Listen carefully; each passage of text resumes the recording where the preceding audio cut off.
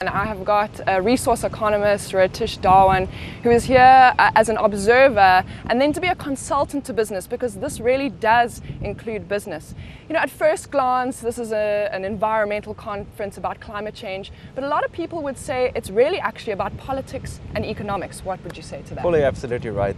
What we decide here will fundamentally re-engineer the economies that we operate and the way we lead our lives. It's going to change the way we get our energy and the way we use products and services. And we must never forget that these international negotiations, the outcomes of these, have to be ratified domestically. And so economic and political realities in the nation countries themselves play a very important role in determining the extent to which this gets implemented.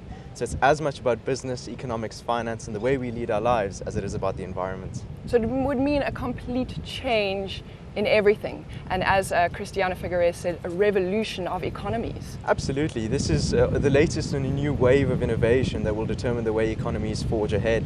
And those that can take strong, binding and collective action now will certainly have a competitive advantage leading into the future. And for businesses, this presents immensely new risks and opportunities that are unprecedented and will redefine the way the private sector shapes our world going forward. Now, a lot will be discussed at this conference, but really what a lot of people are focusing on is Kyoto beyond 2012 when it expires. Is Kyoto worth saving? Absolutely. We cannot afford to abandon the rules-based approach of the framework within which we're currently based. It's what defines us to make sure that we try to achieve the outcomes that science is telling us. And science is telling us that we need to peak our emissions and start to decline before 2020.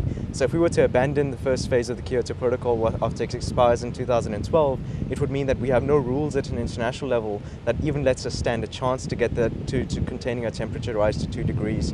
So to have a second commitment period of the Kyoto Protocol leading into a more comprehensive global binding deal is absolutely critical for us to ensure that we have any chance of keeping away the most intense impacts of climate change.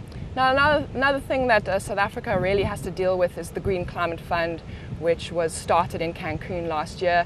Trevor Manuel's co-chairing the committee. It's going to be a tough thing to bring to life.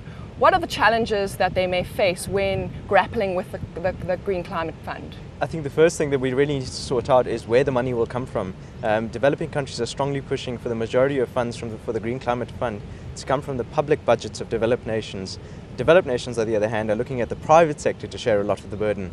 So until we can figure out how to get this large sum of money of $100 billion by 2020 every year, that is the main issue for us to sort out. We also need to work out the governance structures of the Green Climate Fund. How will the money be dispersed? What projects will qualify? And how can people access the funds that the Green Climate Fund has? And the Transitional Committee has had a tough time of it this year to try and come up with these answers. And at the latest intersessional meeting, the USA and Saudi Arabia withdrew support from a proposal for the Transitional Committee. So it'll be very interesting to see what comes out of it for this conference, because that'll define one of the key outcomes for Durban. Well, I mean, $100 billion a year by 2020.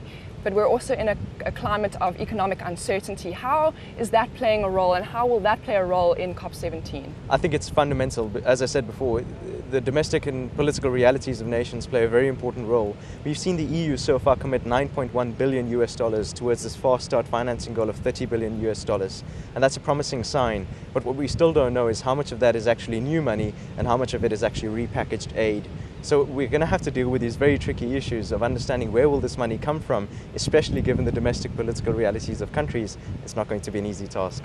Well, there you have it, a lot of challenges ahead for South Africa as the chief negotiator and host of COP17. They have to deal with how to stop climate change, that's mitigation, and then how to adapt to climate change, especially in those developing poorer countries. So adaptation and mitigation are the two things that South Africa really is going to have to work towards and push countries to come to some sort of consensus.